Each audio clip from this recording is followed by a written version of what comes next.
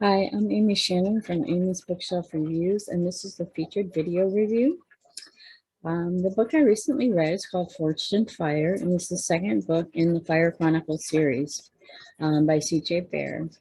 I always recommend that you read the series starting with book one, no matter if they're different writers, the same writer, different characters, or the same characters. It always gives you a sense of completion, and you also get to learn a lot about how the author writes, the characters develop, and if they're all separate writers, how they're able to have a similar theme that kind of fits all together. This series of Fire Chronicles were all written by C.J. Bahr, and this is book 2. I gave it 5 stars and called it magnetic. Basically, it just kept drawing me in. What a remarkable story in Forged in Fire by C.J. Bahr. I read the first book in this series, Walking Through Fire, in the Fire Chronicles, and I absolutely loved it. Whatever Bahr writes, I want to read. This is now the second book, and we are forged in fire in Scotland again. But now it's Kit and Beth. Beth is awakened in a new century after Ramil interfered and brought her back. It's such an intriguing story, and I like the Scotland and fire themes from these stories. I learned a lot about the time period and how this author certainly did her homework. I was just brought right into the story, wondering what was going to happen next.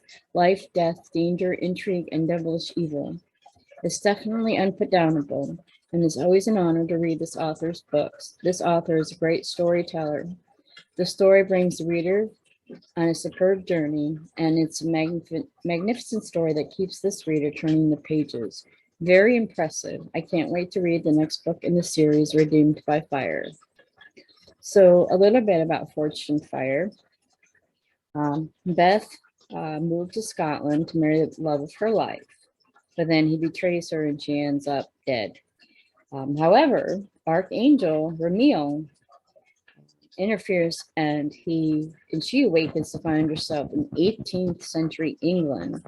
She's alive, but kind of confused, and she wants to go home. Then insert Kit, or Christopher Locke, and he is a roguish and handsome highwayman. But he's haunted by his past mistakes and lives on danger's edge, not caring if he lives or dies. He just wants to leave it up to fate. But then the Archangel comes back, and then there's a battle, and then the characters are fighting love, death, and trying to survive. So this has been Amy Shannon from Amy's Bookshelf Reviews, and I really hope you pick up this book and read the one that came before it, and like it so much that you're going to pick up the next one.